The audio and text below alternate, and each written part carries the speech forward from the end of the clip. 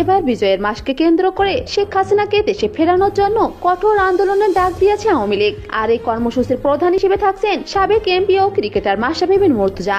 ইতিমধ্যে জনগণকে একত্রিত হয়ে শেখ হাসিনাকে দেশে ফেরানোর আহ্বান জানিয়েছেন তিনি।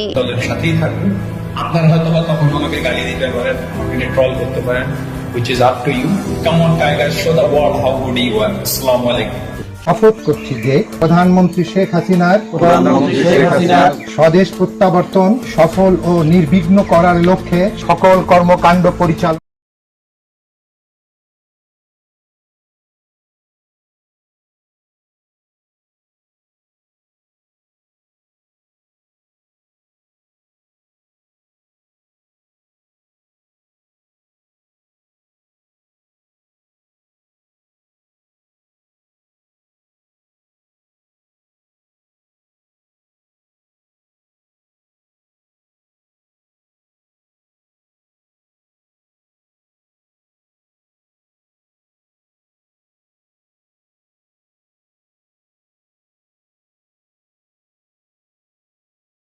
নিয়েছে আওয়ামী লীগ। সকালে রাজধানীর বাড্ডা, ভাটারা, মিরপুর এলাকায় অবরোধের বিরুদ্ধে মিছিল ও শান্তি সমাবেশ করেছে আওয়ামী লীগ ও অঙ্গ সংগঠনের নেতৃবৃন্দ।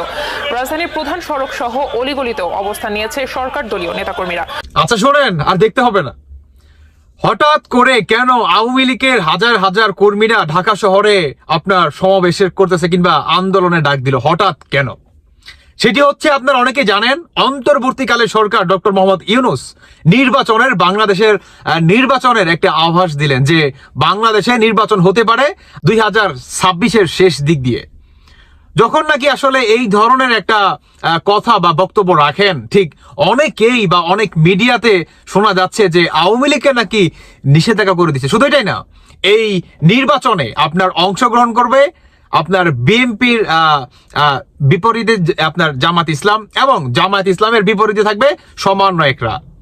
মানে এখানে 3টা দল থাকবে, বুঝতে পারছেন? বিভিন্ন দল থাকলেও থাকতে পারে, কিন্তু নাই শুধু আওয়ামী লীগ।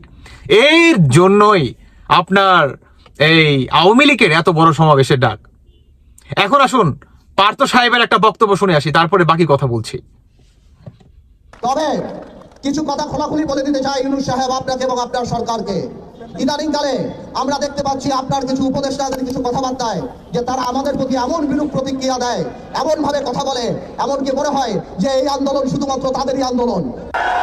তোমাদের এই অশ্রদ্ধা, তোমাদের এই কথা, তোমাদের এই কথা বলার ধরন দেখে আমাদের মনে হয় যে তোমাদের মধ্যে ইচ্ছা, আশা, আকাঙ্ক্ষা জেগেছে যে তোমরা নির্বাচনে করে এই সরকারে থাকবা। আমার কোনো অসুবিধা নাই, তোমরা দল করো, তোমরা নির্বাচন করো, কিন্তু কোন দলকে ক্ষমতায় আনার জন্য নির্বাচনকে কোনোভাবে বিলম্বিত করা যাবে না।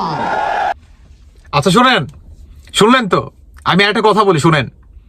পার্থ সাহেব কেন এই ধরনের বক্তব্য রাখলেন? কারণ সমন্বয় কিংবা উপদেষ্টারা আপনার এই বিএনপির যে আপনার তারেক রহমান সাহেব আছে, মানে ওনাকে খুব খাটো করে মনে করেন কথা বলছে, বুঝতে পারছেন? যে এক স্বৈরাচারকে খেতাইছি, আর এক স্বৈরাচারকে কি আনবো নাকি? মানে শেখ হাসিনা স্বৈরাচার, খালেদা জিয়াও স্বৈরাচার, আর ফেরেস্তা হচ্ছে এই সমন্বয়কারীরা, বুঝতে পারছেন? এখন আসুন আপনাদেরকে একটু সাধারণ মানুষের বক্তব্য শোনাই, যে সাধারণ মানুষ আসলে কাকে চায়, কিংবা সাধারণ মানুষ আগে ভালো ছিল না বর্তমান ভালো আছে, কিংবা যদি নির্বাচন হয় ভোটটা কাকে দিবে।